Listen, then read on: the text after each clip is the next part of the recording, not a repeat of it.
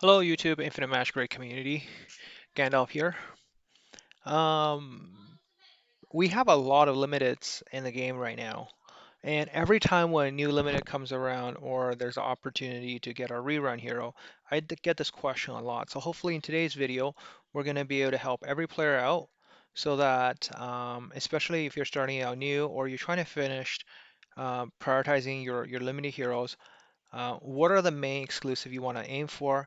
Uh, Certain key exclusives are very game changing. As an early new player, you have limited resources, especially if you're free to play. Now that we do get the Rainbow Crystal chest, you could start working towards getting a few limited heroes that help you push towards endgame content. So with that out of the way, let's get right into the video.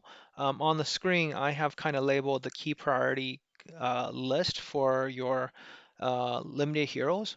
Really, what I thought is, the first row is sort of like, if you can get up to 4 limited heroes, where's to kind of best place it. If you're focusing on PvE, I think getting Santa exclusive 1 and Jack exclusive 1 is most useful. And on the PvP side, if you want to go for PvP focused accounts, Panda is definitely a really good pick. So is Henna and Big Jack. Now, having said that, really the prioritization is sort of like what is the biggest return for the number of exclusives or the number of copies you need to obtain to make it worthwhile. So as you read this list, really you want to read it kind of left to right, top to bottom. So ideally, like you start with Santa E1, get your Jack to E1, then get your Jack to E3. Then perhaps start investing into your Lydia before getting your Santa to E3 copy, so on and so forth. So I kind of ranked all of the heroes based on the need in PvP and PvE. And now I kind of go into the explanation of why I ranked it in this particular way. If you're welcome to disagree, like all tier lists or like any sort of video in this, I welcome the discussion.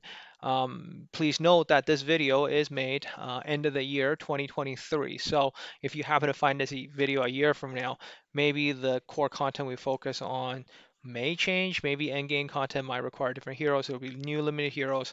Again, I'll try to update this maybe every few months to make it relevant.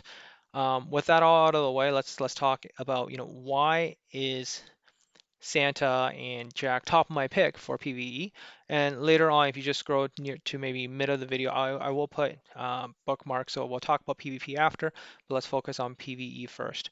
So the reason why Santa is my top pick, especially for early accounts, or is because the versatility and the number of roles it fulfills on its own. And the reason why I want exclusive 1 instead of stating, oh, why don't you just get exclusive 0? Because the team AoE speed up is very important. Having both 40% speed down and speed up means you're literally getting double the turn compared to enemies when you have about the same speed. This gives you a lot more opportunity to recycle your cooldowns, get yourself ready between waves, and make sure you're properly set up for the boss wave. Dungeon is going to be pretty much up to stage 35 is kind of where you want to be mid to late game because that's where you get all of your the primary place where you get your gear. Once you really get decent farming gear, that's when you start looking like Wuthering Coast, when you start looking at the new Endless Cloister, and start considering pushing faction-focused content. I'm going to assume everybody at this point, when you start working on Limited, you probably at least got a couple of copies of Catherine. You probably have picked your first Mythic hero. Mythic, I will recommend either Nordak or Nita as your first Mythic, depending on what kind of account you have. If you're DPS heavy already, go for Nordak. If you're support heavy already, then go for go for Nita. So similar in this case. I would suggest even going after Jack first before your Santa if you are already with a lot of heroes with support capabilities. This is what I will look at. So for example, if I have a Guhana running, especially exclusive 2, I already have 40% speed down on my enemy and my team gets 40% speed up. I also get some damage reduction for my entire team, plus I get heal and attack up. So, and I get a cleanse. So a lot come in one hero is what we're looking for in a key support. Uh, Pretty much with I don't see any other hero other than Guhana coming anywhere close. Santa on top of that has res effect down, which allows you, especially as an early game player, not having to overly invest into effective hit. Like early game, you're going to be using a lot of bleed or HP burn, and you don't want to be stacking up a whole bunch of effect hit instead of mastery. Having effect res down on the enemy, plus having a bit of a control on the waves helps you a huge amount for survivability. With that kind of out of the way, I will always kind of recommend to players Santa is the first one to pick, but you really don't need to go for exclusive 2. Exclusive 2, we will get it later, right? It is still high, relatively high on the priority list, but exclusive 2 is like you get the permafreeze, more useful in PvP or near end game content. Like for example, endless. When you're going for example, the broken lands, right? When you got waves with one-shotting you, you really want to get into a perma-free cycle. That's when you start considering getting that exclusive too. So if you're focusing on really end-game content and you are the one in the guild that's really pushing that, then yes, maybe get higher copies of Santa as a priority. But from your choice of selection chests, really, you should be just going for exclusive one because this team speed up really rounds up your team's capability as a whole. The second hero I actually recommend here is about Jack. And Jack does a lot of things from a DPS perspective. That's why you see after you get kind of E1 Jack, your option is to go to E3 directly or start looking at some of the other options here because it takes 3 copies of Lydia, 2 more copies to get to E3 or 2 more copies to get to Santa. Um, for Nicholas really, and Santa Nicholas I say interchangeably, but for Nicholas, we might as well finish talking about Nicholas is what you're looking for is really the apple in terms of getting the extra life because you do get one shot a lot in higher end content and having that safety or just using it allowing you to tank a turn. So for example, um, in Endless Cloister, the final boss on stage 25 is pretty much going to start one hitting you a lot after stage 25, 26 maybe. At that point, if you actually just run a Santa E3, it takes care of a lot of your problems because you get that one revive out of it. Uh, Similarly, you do have that on Big Jack. Big Jack has speed boost is a good option, but in general, Santa just a lot more well-rounded because of the healing and shielding capabilities, making you pick Santa over Big Jack. And Big Jack doesn't do slowdown either. Um, so that kind of talks about that. The damage boost from each of the exclusive after. So first, let's talk about Jack's exclusive one. Uh, I think with this Little Jack, where is he on my list? So when we look at Little Jack, right? Exclusive one is the one where you're getting the 40% damage reduction that is going to be on the enemy, and you can stack it up real fast.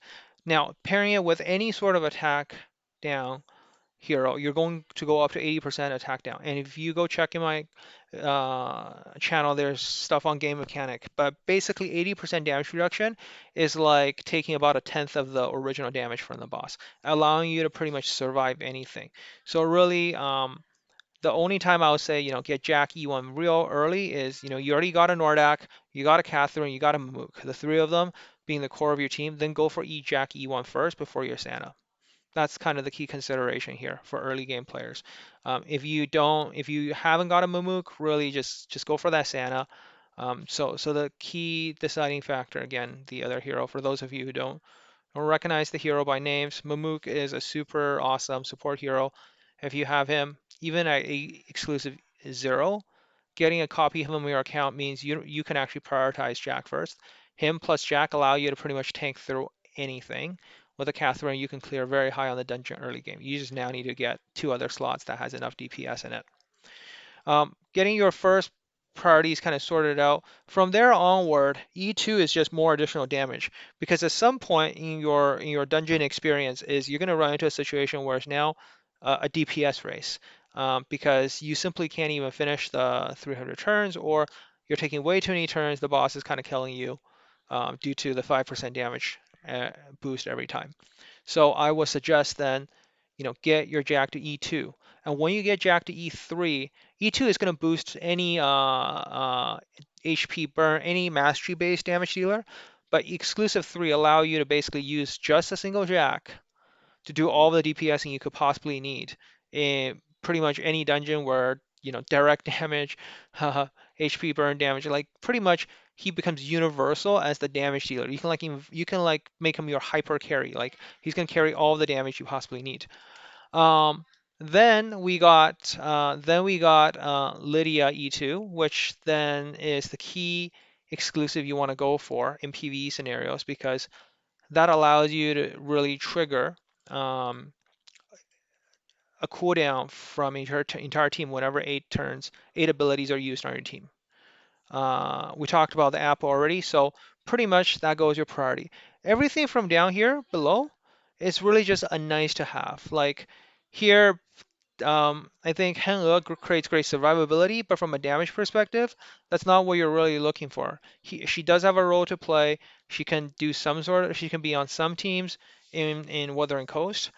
Big Jack is probably more important than any of the other two in terms of being part of a key team that enables very high damage from Little Jack, actually. So the two goes really well together. Jingle Bell does a lot of direct damage as well, so these are kind of niche heroes that are very boss focused, but they're not as well rounded as the top ones. So, you know, I would say above here we're looking at 1, 2, 3, 4, 5, 6, 7, 8 about 11 copies of exclusive hero, right? So for most players, getting 11 copies already is a very high cost, or if you're free to play, it might take you well over a year. So I would say, by that point in time, then you're looking at, new limited heroes, whatever you want to get. But for the most part, this is what is key and game changing for you. Again, videos on these heroes are all on my channel. Specifically, go ahead and go find it there, and you'll find more detail. So then finally, we're moving on to the PvP section of the video now. Um, and here again, I picked 4 copies to be kind of your priority. Here you see Heng coming to the top, Big Jack and Panda being the priority picks as opposed to the other heroes. Not saying the other heroes are not strong. It's simply that the amount you need to invest into them is too high. So for example, from a PvP perspective, at exclusive 3, I would say, Lydia is probably the most broken one out of the group, but I wouldn't prioritize on her, because for 4 copies of hero, I can get 3 heroes instead, which will really round out my team a lot more than what one hero can potentially do. Yes, you can get a very strong team going with a Lydia E3, but often you're perfectly fine with um, just 4 copies here. In fact, I will even consider, whoops, wrong button there. That's my other content.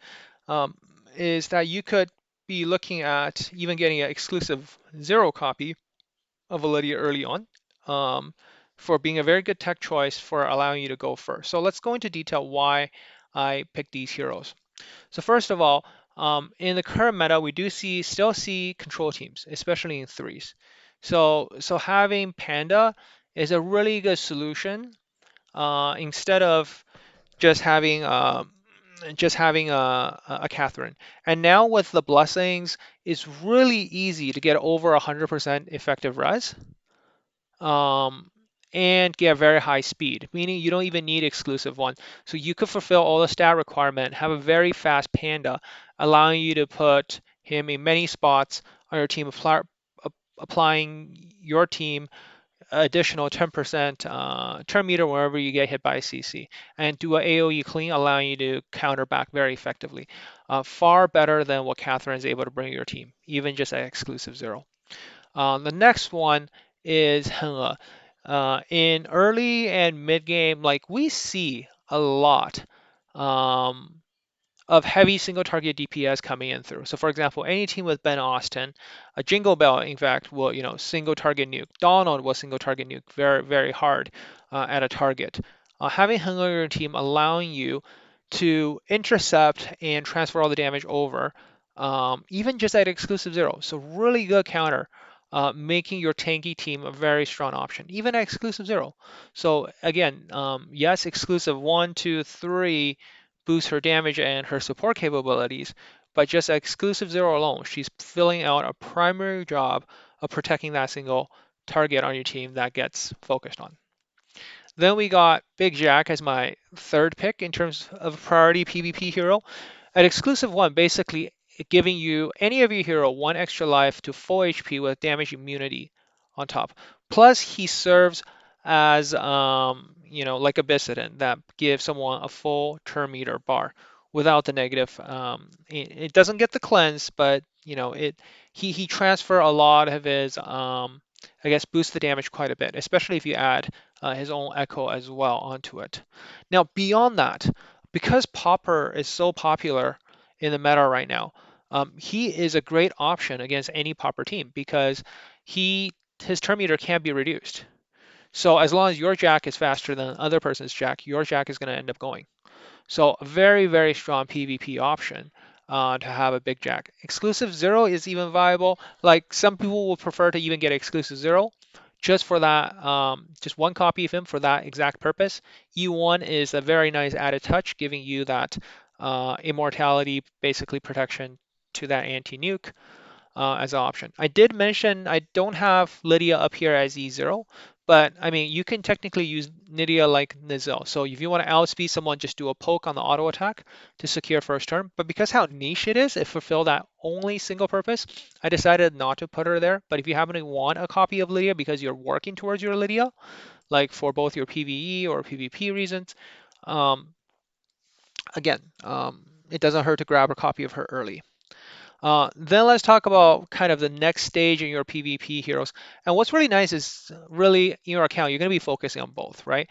So if you notice, there's very high value to invest in your Lydia, your Santa first, because these two heroes are really strong in both PvP and PvE. So Lydia exclusive to, you also get the massive damage reduction. You get a reduced turn meter. Exclusive 3 is really where it's at because you can imprison targets upon first turn, giving you a lot more flexibility to it. But from a survivability tanking perspective, she's already going to do well on your team. So we already talked about the other ones. The key thing here is the 50% res from Panda, making your team just that much more immune to getting CC'd up front. A very good option there. And then when it comes down to the bottom section here, I'll just say again, very much niche focused. Exclusive 2 with Panda and 3 really is just the icing on the top, allowing you to make him go first in any situation, really allowing you to turn her into a heavy damage dealer. So being able to solo an entire team if she's tanky enough. Jingle Bell again very good for high damage pairing with the first turn teams. Jack is probably the least used. It's probably never actually seen PvP. Bunny is a very good option for the red pill, giving the double turn as well as boosting your direct damage dealer. So, but you can see Bunny is also very low on the PvE list. So looking at this list as a whole now, you kind of get a feeling for where is the hero that you want to prioritize the least. All right, so hopefully this was a very useful video for you. So in the future, as you get opportunity to get limited heroes, limited hero chests, or from events, you kind of now know how to prioritize your account and pick the right limited hero that will be most useful for you. Hope you enjoy the video, and if you like my content, please like and subscribe, and I'll catch you next time. Gandalf out.